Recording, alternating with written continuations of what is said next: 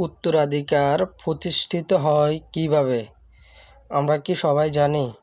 হয়তোবা কেউ জানি, আবার হয়তোবা কেউ জানি না। তা আমরা যারা জানি না তারা জেনে নিন, উত্তরাধিকার প্রতিষ্ঠিত হয় দুইভাবে। এক, সম্পদের মালিক মৃত্যুবরণ করলে।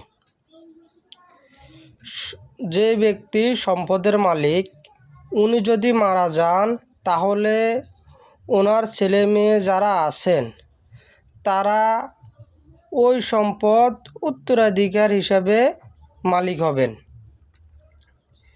দুই, মৃত্যুকালে ওয়ারিশগণ জীবিত থাকা।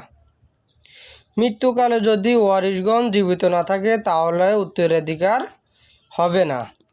আর সম্পদের মালিক মৃত্যুবরণ করার আগে ওয়ারিশগণ কোনো সম্পদের মালিক হবেন না।